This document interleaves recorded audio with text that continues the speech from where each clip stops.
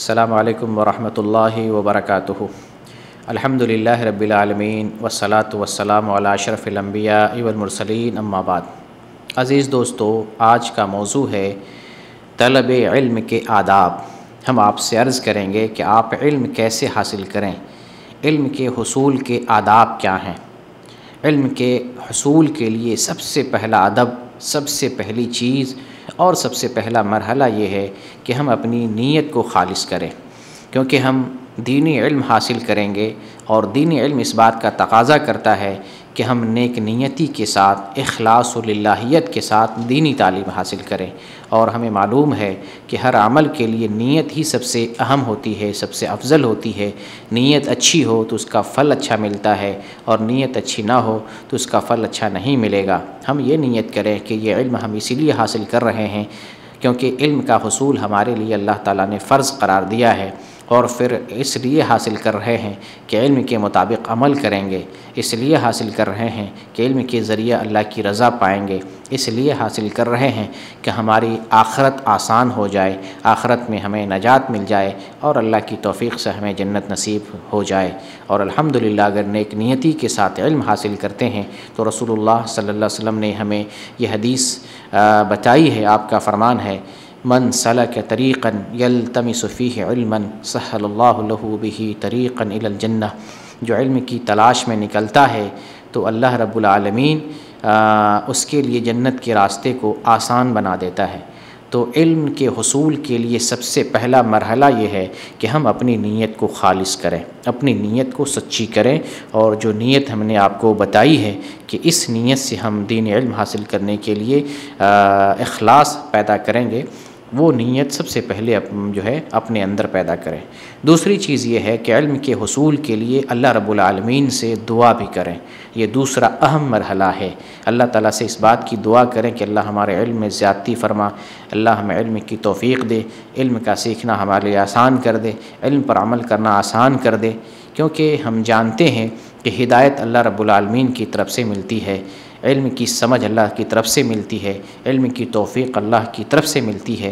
اگر اللہ کی طرف سے ہدایت نہ ہو تو آج ہم دنیا میں دیکھتے ہیں بہت سارے لوگ قرآن پڑھتے ہیں لیکن سمجھتے نہیں ہیں، بہت سارے لوگ قرآن کا ترجمہ پڑھتے ہیں، قرآن کی تفسیر پڑھتے ہیں، لیکن قرآن سے ہدایت نہیں ملتی ہے۔ آپ غور کر لیں، بہت سارے لوگ ہیں مسلمانوں میں سے، حتیٰ کہ غیر مسلموں میں سے، غیر مسلموں کی بڑی تعداد تو اس نیت سے قرآن پڑھتی ہے کہ ہم قرآن میں سے مسلمانوں کو بدنام کرنے والی کوئی چیز نکالیں، اس نیت سے پڑھتے ہیں۔ وہ ہدایت کی نیت سے نہیں پڑھتے ہیں تو انہیں ہدایت نہیں ملتی ہے۔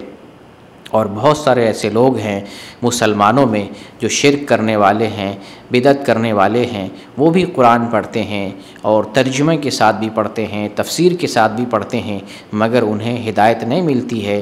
وہ شرک سے توبہ نہیں کرتے ہیں، وہ بدعت سے توبہ نہیں کرتے ہیں۔ تو ہدایت کس کو ملتی ہے؟ جس کی قسمت میں ہوتی ہے، جو اللہ رب العالمین سے توفیق طلب کرتا ہے۔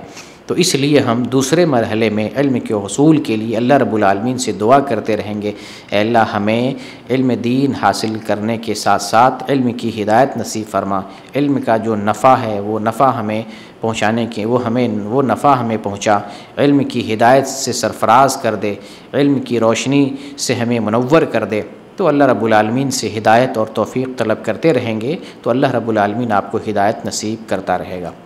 اب اس کے بعد علم کے حصول کے لیے کئی اور آداب ہیں، ان آداب کو بھی جاننے کی ضرورت ہے۔ علم کے حصول کے لیے ایک ادب یہ ہے کہ آپ علم کے حصول سے پہلے اپنے اندر ادب پیدا کریں، ادب، سلیقہ، طریقہ، یعنی جب آپ علم حاصل کرتے ہیں تو آپ کے اندر خشوع و خضوع ہونا چاہیے، انکساری ہونا چاہیے، تکبر نہیں ہونا چاہیے۔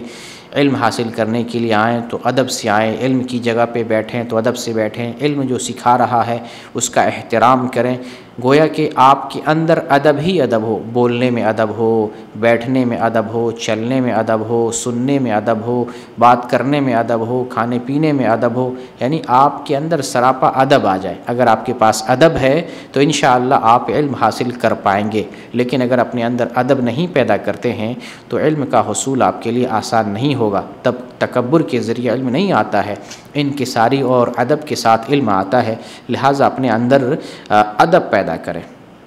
دوسرے نمبر پر یہ ہے کہ اپنے اندر علم کا شوق پیدا کریں۔ علم کا جسے شوق ہوتا ہے وہی علم حاصل کر پاتا ہے۔ علم کے شوق کے لیے آپ کو کہیں جانا پڑے، استاذ کی جوتی سیدھی کرنی پڑے، یا آپ کو جھکنا پڑے، آپ کو برداشت کرنا پڑے، آپ کو صبر کرنا پڑے، یہ ساری چیزیں آپ کے اندر پیدا ہونی چاہیے۔ علم کا شوق ہو، کیسے صحابہ کرام نبی کریم صلی اللہ علیہ وسلم کے پاس آ کر علم حاصل کیا کرتے تھے، اور پھر بہت سارے صحابہ کے بارے میں معلوم ہوتا ہے کہ اگر کام پر چلے جاتے تو کسی دوسرے ساتھی کو متعین کر دیتے کہ رسول اللہ صلی اللہ علیہ وسلم کے پاس علم کی باتیں سنتے رہنا، جو علم رسول اللہ سے ملے ہم تک پہنچانا۔ خواتین رسول اللہ صلی اللہ علیہ وسلم کے پاس آ کر علم حاصل کیا کرتی تھی، بلکہ خواتین یہاں تک ذکر کرتی ہیں کہ اے اللہ کے رسول، آپ تو مردوں کے لیے کافی وقت دیتے ہیں علم کے لیے، ہمارے لیے بھی باری متعین کر دیجئے اور اس دن ہمیں بھی علم سے سرفراز کیجئے۔ تو یہ خواتین کے اندر بھی ایسا جذبہ تھا، بلکہ ہم تاریخ کی کتابوں سے اور احادیث کے ذخیرے سے دیکھتے ہیں کہ بڑے بڑے وفود رسول اللہ صلی اللہ علیہ وسلم کے پاس آیا کرتے تھے اور علم حاصل کیا کرتے تھے، 10 دن 20 دن بیٹھ کر رسول اللہ صلی اللہ علیہ وسلم سے علم حاصل کرتے اور پھر جو ہے اپنے وطن کو اور اپنے گھر کو لوٹا کرتے تھے۔ تو علم کا شوق ہمارے اندر ہوگا تبھی ہم علم حاصل کر پائیں گے۔ جیسے تیسے اور ماں باپ کی ضد پر اور کسی کے جبر پر یا کسی کے دھکیلنے پر آپ علم حاصل نہیں کر سکتے ہیں۔ تو علم کے لیے آپ کے اندر شوق بھی ہونا چاہیے۔ اسی کے ساتھ ساتھ علم کے لیے 3 چیزیں اور بھی ہیں۔ علم کے لیے جہد کریں، علم کے لیے نظم و ضبط قائم رکھیں، اور علم کے لیے پابندی لازم رکھیں۔ یعنی 3 چیزیں، علم کے لیے محنت بھی کریں گے، علم کو نظم کے ساتھ، علم کو نظم کا مطلب طور طریقے کے ساتھ، ایسا نہیں کہ کبھی حاصل کیا کبھی نہیں حاصل کیا، کبھی پڑھے کبھی نہیں پڑھے، کبھی چھوڑ دیا، ایسا نہیں، نظم کے ساتھ، نظم بندی کے ساتھ علم حاصل کریں اور مسلسل علم حاصل کریں۔ گویا کہ 3 چیزیں گرہ لگا لیں علم کے لیے۔ ایک تو جہد، محنت کریں گے علم کے لیے، دوسرا نظم بنا لیں، ٹائم ٹیبل بنا لیں، وقت بنا لیں، تنظیم کے ساتھ علم حاصل کریں گے، اور تیسرے نمبر پر پابندی کے ساتھ مسلسل، جیسے اگر آپ ہفتے میں 6 دن پڑھتے ہیں تو 6 دن پڑھنا چاہیے، ایسا نہیں کبھی 2 دن پڑھ لیا، کبھی 3 دن پڑھ لیا، کبھی کسی ہفتے پڑھے ہی نہیں، تو یہ علم کے حصول کا طریقہ نہیں ہے۔ علم کے حصول میں پابندی ہونا چاہیے، نظم ہونا چاہیے اور جہد اور محنت ہونی چاہیے، یہ چیزیں علم کے آداب میں سے ہیں۔ اسی طریقے سے علم کے حصول کے لیے شرم نہیں ہونی چاہیے۔ کوئی مسئلہ پوچھنا ہو، کوئی بات پوچھنی ہو تو شرمندگی محسوس نہیں کرنی چاہیے۔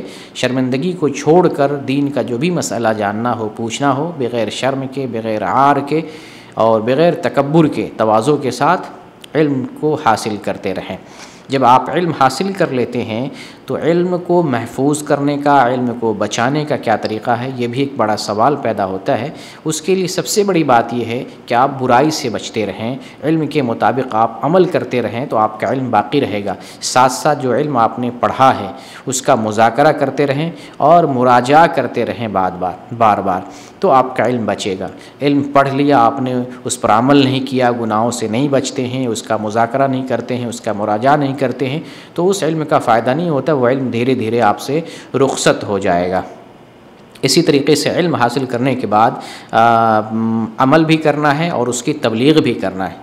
جو علم آپ نے حاصل کیا ہے آپ اس پر عمل کریں اور اس علم کو دوسروں تک پہنچاتے رہیں، اس سے آپ کا علم بھی باقی رہے گا، اور علم کا جو تقاضا ہے علم حاصل کرنے کے بعد اس پر عمل کرنا، اس کی تبلیغ کرنا، وہ تقاضا بھی پورا ہوگا۔ اللہ رب العالمین سے دعا کرتے ہیں بار الہ ہمیں علم نافع عطا فرما، علم کے مطابق عمل کرنے کی توفیق دے، اور ہم جو کچھ بھی علم حاصل کریں اسے بغیر خوف کے، بغیر لومۃ لائم کے دوسروں تک پہنچانے کی توفیق عطا فرما۔ آمین۔ وآخر دعوانا ان الحمد للہ رب العالمین۔